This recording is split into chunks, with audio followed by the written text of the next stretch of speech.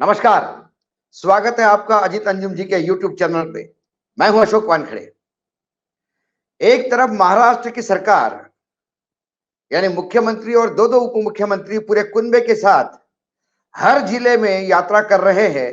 आपकी सरकार आपके द्वार और लोगों की समस्याएं सुनने का और सुलझाने का प्रयास कर रही है। लेकिन आज जो कुछ सर्वोच्च न्यायालय ने कहा, क्या उससे यह प्रतीत होता है कि फिर अब दूसरे मतदाताओं के द्वार पे जाने वाली ये सरकार और इसके मुखिया आदरणीय मुख्यमंत्री एक नाथ जी शिंदे, इनको बाहर का रास्ता दिखाने की तैयारी हो रही है। और ये कोई पॉलिटिकल षड्यंत्र नहीं, ये खोखे का खेल नहीं, ये किसी के तोड़फोड़ का खेल नहीं, ये संविधान का खेल है। जब एकनाथ शिंदे शिवसेना के एक गुट को लेकर पहले सूरत और उसके बाद गुवाहाटी और फिर उसके बाद गोवा होते हुए मुंबई आते हैं और महाविकास आघाड़ी की सरकार गिर जाती है, जिसमें शिवसेना, कांग्रेस और एनसीपी थी। उद्धव ठाकरे मुख्यमंत्री थे और फिर एक नई सरकार बनती है जिसमें एकनाथ शिंदे मुख्यमंत्री होते हैं और देवेंद्र फडणवीस, जिनके पास 106 विधायक है, वो मुख्यमंत्री उप मुख्यमंत्री होते हैं और एनडीए की सरकार स्थापन होती है। महाराष्ट्र में डबल इंजन की सरकार। दांव पेच कानूनी हो जाते हैं। पार्टी किसकी ओरिजिनल, पार्टी किसकी डुप्लीकेट, किसकी शिवसेना ओरिजिनल, इसका झगड़ा इलेक्शन कमीशन में पहुंचता हो, सर्वोच्च न्यायालय में चला जाता है। कई हियरिंग के बाद इलेक्शन कमीशन ने तो ये बता दिया कि एकनाथ शिंदे की पार्टी ही ओरिजिनल पार्टी है। लेकिन जब संविधान पीठ के सामने ये मसले आए, दल विधेयक, दल बदलू कानून का जो विधेयक है, शेड्यूल 10 जिसको हम अक्सर कहते हैं लीगल लैंग्वेज में, तब बेंच ने एक बात कही कि गवर्नर का सदन बुलाना ही गैर कानूनी था। व्हिप पार्लियामेंट्री बोर्ड जारी नहीं कर सकता या विधानसभा का संसदीय बोर्ड जारी नहीं कर सकता, विधानमंडल का। वो पार्टी व्हिप का अपॉइंटमेंट करती है। इसलिए एकनाथ शिंदे ने जो व्हिप अपॉइंट किए थे, उसकी व्हिप चलेगी नहीं। इसी बीच स्पीकर, जो डिप्टी स्पीकर जब स्पीकर थे तब, उन्होंने एकनाथ शिंदे और उनके साथी जब छोड़ के चले गए शिवसेना, तुरंत उनको नोटिस इशू किया। इसी बीच स्पीकर के खिलाफ अविश्वास प्रस्ताव लाने की बात कही। मामला कॉन्स्टिट्यूशनल यानी कोर्ट के पेज में फंसा। जब ये मामला संविधान पीठ के सामने आया तो संविधान पीठ ने जो कुछ व्यवस्था दी वो इस प्रकार थी कि सबसे पहले गवर्नर ने हाउस बुलाना नहीं चाहिए था, वो गैर कानूनी था। व्हीप उद्धव ठाकरे का ही चलना चाहिए क्योंकि पार्टी व्हीप अपॉइंट करती है, विधानसभा के सदस्य नहीं। उसके बाद सर्वोच्च न्यायालय ने यह कहा कि हम डिस्क्वालिफिकेशन का मामला जो है, ये विधायकों का, जो 16 विधायकों के खिलाफ डिस्क्वालिफिकेशन था, एकनाथ शिंदे भी जिसमें थे, शिवसेना ने नोटिस दिया था, वो मामला हम सदन के अध्यक्ष यानी स्पीकर महोदय के पास छोड़ देते हैं और वो रीजनेबल टाइम में इस पे कार्रवाई करेंगे, ऐसी आशा है। ये 11 मई को संविधान पीठ का डिसीजन था। संविधान पीठ ने यह भी कहा था, यदि उद्धव ठाकरे इस्तीफा नहीं देते, यदि वो सदन के पटल पर अविश्वास प्रस्ताव फेस करते और हार के उनकी सरकार चली जाती, तो अविश्वास प्रस्ताव ही गलत था और वोटर ही गलत थे। ये बोल के हम आपकी सरकार को फिर से सत्ता में बिठा सकते थे, लेकिन आपने हाउस ही नहीं फेस किया, इसके पहले ही इस्तीफा दे दिया। इसलिए अब ये डिस्क्वालिफिकेशन के मामले पे ही बात हो सकती है और ये स्पीकर महोदय तय करेंगे। स्पीकर बीजेपी के हैं क्योंकि नए सरकार में बहुत सारी नए स्पीकर भी आए। अब ऐसे में स्पीकर साहब 11 मई से लेके आज 3-4 महीने हो गए, इस रीजनेबल टाइम को भी उन्होंने पार कर दिया। क्योंकि एक रीजनेबल टाइम क्या होना चाहिए, ये एक सुप्रीम कोर्ट का ही डिसीजन है। शेड्यूल 10 के तहत आरएफ नरीमन जज साहब ने एक केस में जो जजमेंट दिया, उसमें रीजनेबल टाइम 3 महीने का बताया। उसी को बैरोमीटर मानते हुए सरकार, सुप्रीम कोर्ट, सबको लग रहा था कि 3 महीने में कुछ होगा। लेकिन स्पीकर साहब इस गुमान में थे कि वो सर्वोच्च है और कोर्ट विधानसभा के किसी कामकाज में दखल नहीं दे सकती, स्पीकर को भी आदेश नहीं दे सकती। लेकिन जब 3 महीने पूरे हुए, तब जाकर जुलाई में, मई जून जुलाई जब पूरे हो गए, तो जुलाई 4 को एक पिटीशन फाइल की शिवसेना की तरफ से। जब पिटीशन फाइल हुई तो उसकी हियरिंग 14 जुलाई को उसकी नोटिस इशू हुए उस पिटीशन के। और फिर जब ये सितंबर 18 के लिए लिस्टिंग हुआ, जैसे ही सुप्रीम कोर्ट में 18 तारीख को ये मैटर लिस्टिंग हुआ कि शिवसेना की तरफ से एक पिटीशन की गई कि आप स्पीकर महोदय को डायरेक्शन दीजिए कि जल्दी काम करें। स्पीकर महोदय ने एम्बेरेसिंग सिचुएशन अवॉइड करने के लिए 14 सितंबर को मीटिंग बुलाई और कहा कि मैंने प्रोसेस चालू किया है, आपने एफिडेविट नहीं दी है, ये फॉर्मा नहीं दिया, शेड्यूल नहीं है, बहुत सारी चीजें करके उन्होंने फिर इसको इनडेफिनेट टाइम के लिए टाल दिया।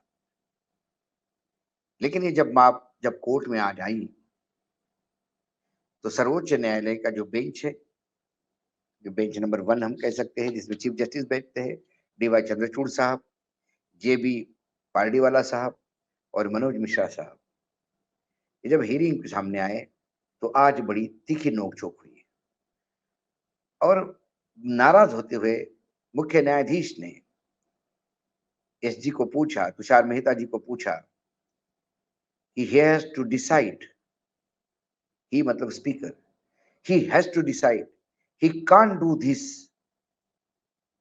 ब्रैकेट में मतलब he can't do this मतलब delaying tactics।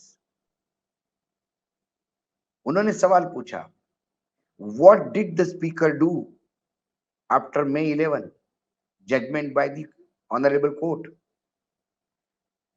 जब सर्वोच्च न्यायालय ने मई 11 को एक जजमेंट दिया, तब से लेके आज तक स्पीकर महोदय ने क्या किया? उसके बाद वो बताते रहे, तुषार मेहता जी जो सरकारी वकील हैं, कि बहुत सारे प्रोसीडिंग हुए, प्रोसीडिंग में ये नहीं दिया, शिवसेना वाले डिले कर रहे हैं, ये कर रहे हैं, ये कर रहे हैं, कोर्ट ने किसी बात को नहीं माना। इसी बीच कपिल सिब्बल जी ने कहा कि सर्वोच्च न्यायालय इसमें इंटरवेन करना चाहिए, क्योंकि स्पीकर जब शेड्यूल 10 के तहत, दल बदल कानून के तहत, विधेयक के तहत जब कोई डिसीजन लेते हैं या इंक्वायरी करके लोगों के सामने जब आता है, तो एक ट्रिब्यूनल की उसकी हैसियत होती है। शेड्यूल 10 इसको ट्रिब्यूनल कहता है और सर्वोच्च न्यायालय ट्रिब्यूनल को मैंडमस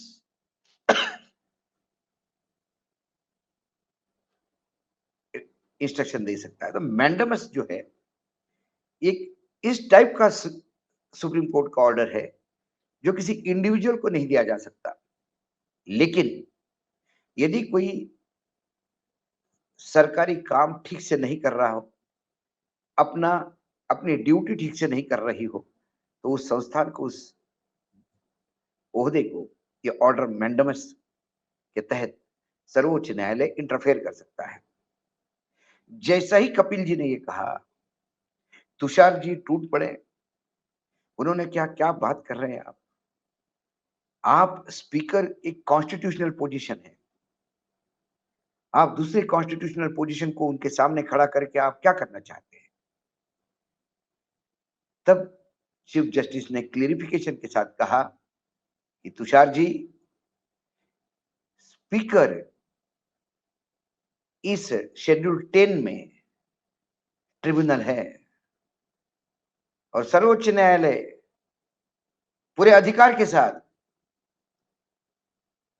उन्हें ऑर्डर दे सकता है। ये न्यायपालिका और विधायिका का टकराव का मामला नहीं है, इसे अलग रंग में मत लिखी जाइए। आगे उन्होंने अपने निर्णय में कहा कि we will list this matter after 2 weeks. अब ये जो पिटीशन चल रही है हमारी, जिस पे हम आज बहस कर रहे हैं, ये हम 2 सप्ताह बाद फिर इसको लिस्टिंग करके सुनेंगे। आपको हमको बताना होगा कि स्पीकर क्या प्रोग्रेस कर रहे हैं। वो इंडेफिनिट समय के लिए चीजों को टाल नहीं सकते। आगे अपने निर्देशों में स्पष्टता लाते हुए कोर्ट कहती है, speaker will hear a matter no less the later than 1 week. Speaker महोदय इस मैटर को 1 सप्ताह के अंदर सुनवाई करके निर्णय ले। सर्वोच्च न्यायालय यदि स्पीकर ने निर्णय लिया और स्पीकर ने निर्णय ये लिया कि एकनाथ शिंदे और उनके 16 लोग सही थे, डिस्क्वालीफाई नहीं हो सकते, तो मैटर फिर कॉन्स्टिट्यूशन बेंच में जाएगा, क्योंकि स्थितियां पूर्ण रूप से एकनाथ शिंदे और उन 16 लोगों के खिलाफ है। और यदि वो डिस्क्वालीफाई होते हैं तो फिर उनकी सदस्यता जाएगी। ऐसे में 2 चीजें हो सकती हैं महाराष्ट्र में। यदि एकनाथ शिंदे डिस्क्वालीफाई हो गए तो एकनाथ शिंदे के इस्तीफा होगा, अजीत दादा मुख्यमंत्री होंगे। लेकिन उप मुख्यमंत्री बनने के बाद ही अजीत दादा कंट्रोल के बाहर जा रहे हैं। ऐसे में बीजेपी डर के एक स्थिति जरूर कर सकती है कि मुख्यमंत्री इस्तीफा दे, क्योंकि वो एमएलए नहीं रहे हैं, उनकी सदस्यता गई। गवर्नर साहब मुख्यमंत्री को नई व्यवस्था होने तक कार्यकारी मुख्यमंत्री रहने की बात कर सकते हैं और उसी चंद घंटे बाद फिर से एकनाथ शिंदे मुख्यमंत्री की शपथ ले सकते हैं और मुख्यमंत्री पद पे बरकरार रह सकते हैं, क्योंकि डिस्क्वालिफिकेशन में मेंबरशिप जाती है आपकी, चुनाव लड़ने का अधिकार नहीं। और हमारे यहाँ संविधान के अनुसार कोई भी सदस्य, कोई भी भारतीय नागरिक मंत्री पद की शपथ ले सकता है, बशर्ते 6 महीने के अंदर उसे फिर से चुनाव जीत के आना होता है। तो 6 महीने का समय है, 6 महीने में चुनाव होते नहीं होते ये देखना होगा। यदि चुनाव नहीं हो रहे हैं और अभी ये जो अमृतकाल का सेशन है लोकसभा का, यदि इसमें ऐसी कोई डेवलपमेंट हो गई कि सरकार दिसंबर में ही लोकसभा चुनाव के साथ सब राज्यों की 5-6 राज्यों की साथ में चुनाव करवाए, ऐसे में फिर एकनाथ शिंदे को फिर से चुनाव लड़ने की नौबत भी नहीं आएगी। कुल मिलाकर मामला एकनाथ शिंदे के लिए गंभीर हो चुका है। सर्वोच्च न्यायालय, जो उनको लग रहा था कि स्पीकर के वर्किंग में इंटरफेयर नहीं कर सकता, आज सर्वोच्च न्यायालय ने इस बात को रेखांकित किया कि स्पीकर के कामकाज में, विधान परिषद के, विधानसभा के कामकाज में सर्वोच्च न्यायालय दखल नहीं देगा, लेकिन जब स्पीकर ऐसे मसले हल करने के लिए बैठ जाते हैं तो फिर एक ट्रिब्यूनल बन जाते हैं और ट्रिब्यूनल को आदेश देना ये सर्वोच्च न्यायालय के अधिकार क्षेत्र में है। मामला तो फंस गया। अब एकनाथ शिंदे मुख्यमंत्री होंगे क्या? यदि एकनाथ शिंदे ने मुख्यमंत्री पद का इस्तीफा दिया तो क्या देवेंद्र फडणवीस मुख्यमंत्री होंगे क्या? ये भी बात कही जा सकती है। लेकिन दिल्ली देवेंद्र फडणवीस को मुख्यमंत्री होने नहीं देगी। एकनाथ शिंदे से वह हाथ हटाएंगे नहीं, क्योंकि अजीत दादा से को लेकर भारतीय जनता पार्टी के पूरे कैडर में और कई नेताओं में एक असहजता बनी हुई है। यदि उन्हें कल मुख्यमंत्री बना दिया, अजित दादा हाथ से बाहर निकल गए, तो फिर बीजेपी को हाथ ही मलना होगा। ऐसे में मुझे लगता है स्थिति जैसे थे रखने का प्रयास करेंगे और फिर इस्तीफा देके फिर से शपथ विधि हो सकता है। लेकिन उसके पहले 1 सप्ताह में स्पीकर क्या निर्णय लेते हैं, ये देखना है। स्पीकर ने यदि एकनाथ शिंदे के डिस्क्वालिफिकेशन को रद्द किया, कहा कि ये डिस्क्वालीफाई नहीं है, ऐसे में सर्वोच्च न्यायालय के संविधान पीठ पे मामला जाएगा। फिर कुछ महीने उसमें मिलेंगे और फिर यदि उन्होंने डिस्क्वालीफाई किया, तो फिर वही हो सकता है, सदस्यता जाएगी, इस्तीफा होगा, फिर मंत्री पद की शपथ हो सकती है। कुल मिलाकर महाराष्ट्र की राजनीति में तड़का तो लगना तय है। आज सर्वोच्च न्यायालय ने फिर से एक बार बता दिया, वो चीजें यूं ही घटित होने नहीं देंगी। वो संविधान के कस्टोडियन हैं और जो संविधान को छोड़ के इधर-उधर होने का प्रयास करेगा, सर्वोच्च न्यायालय का चाबुक चलेगा।